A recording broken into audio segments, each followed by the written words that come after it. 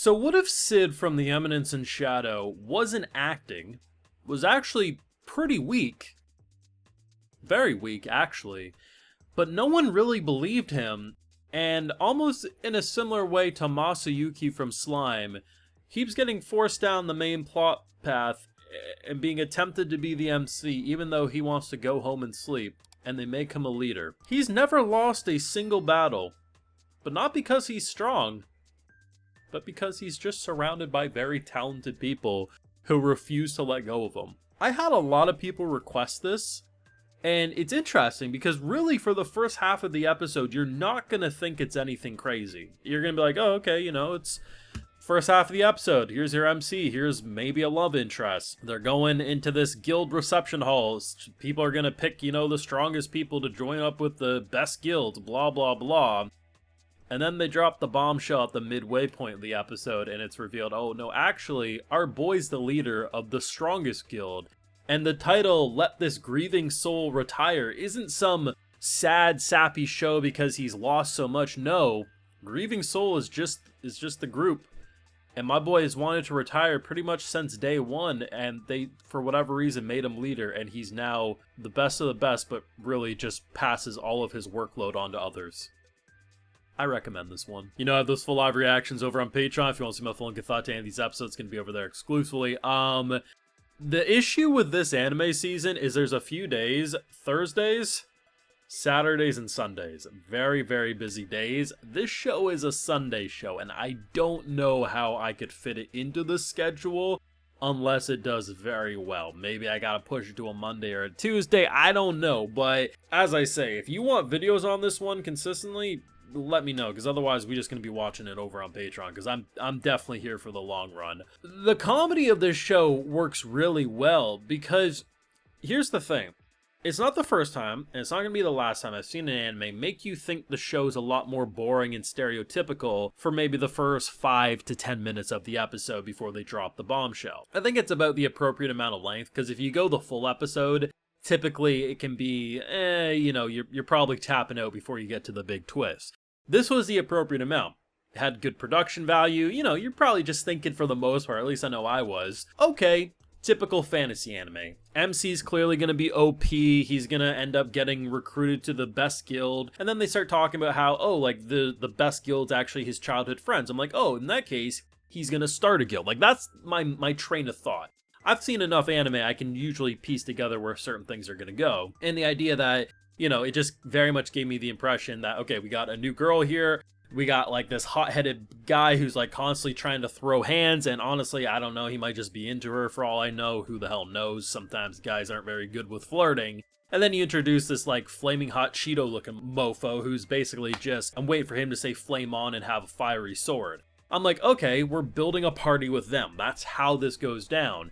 And then he just randomly is like, you know what, I'm out of here, I'm just gonna sneak away.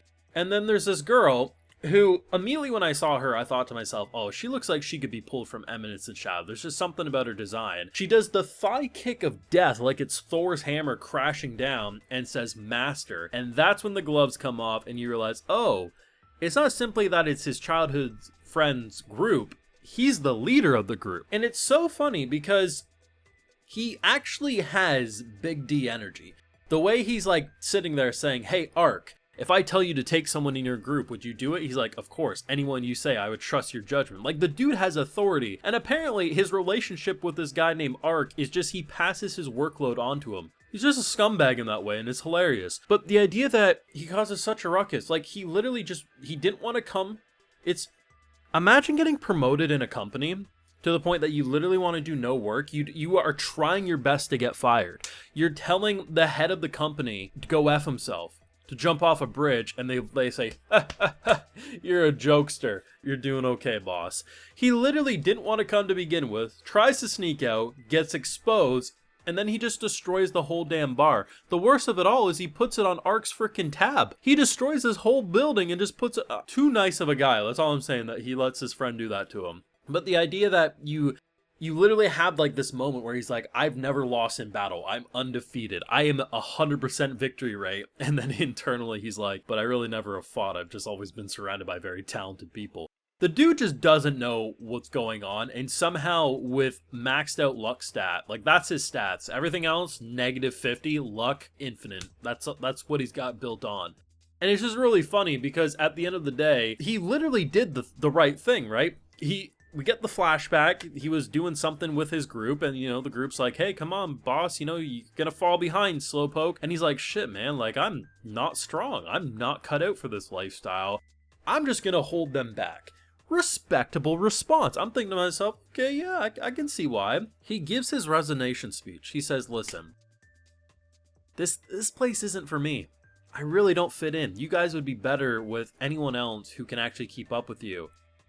And without missing a beat, they say, hey, we don't have a leader. That should be you. Insert Joestar Nani. Because what the how do you hear, I'm weak as hell, boy. I'm leaving. You should be leader. And I like the fact that it's not just a super strong guy who's like, oh, I'm super strong but want to have a lazy life. No, he's super weak. He's just very lucky with who he surrounds himself by. And we have the misunderstanding that everyone just assumes he's built different. When in fact, like, it really does feel like if you take Sid from the Eminence and Shadow and Masayuki from that time I got reincarnated as a slime, merge them into one freak of a love child, that's this show.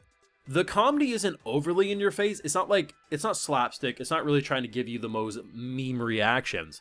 But it's honestly funny. The first half is objectively slow paced. It's making you, like, it's not watching paint dry, but I'm sure for some types of anime fans, they're gonna be like, man, why did anyone recommend this? Like, it's very much just like a slog. But once you see the punchline, it makes that all worth it, and it becomes funnier because of it. Good looking art direction, the voice actors perfectly casted from what I'm hearing so far, and the idea of this poor girl, man, she gets... That was not how she thought she was going to get tied up by our boy for the first time. And then the fact that he's basically trying to throw her into a death trap. And he's like, oh, wait, you just need someone to come with you? Yes, master. If you would come with me. And then forces her into a party with the 3 new characters. Fan-freaking-tastic. Very much enjoyed episode 1. Let me know what you thought. Whether you were excited for this before the season started. Or if you're like me, you just heard people talk about it and you went in blind because... definitely surprised me. Let me know your thoughts down below. Leave a like if you enjoyed. Subscribe if you're around here. Of course, ring that bell, like I mentioned, full live reactions over on Patreon. And if this doesn't do well enough on YouTube, it will be over there exclusively on Patreon. And hey, while you're over there, I'll also give you a video shout out. Alright, so today we got Michael John Hughes, Julian Castillo, Brian Mifsud, Jor the Great, Moon, Mark, Big Red, and we also have Waka866. So I appreciate the support, everyone. Please take care. You all have a good one.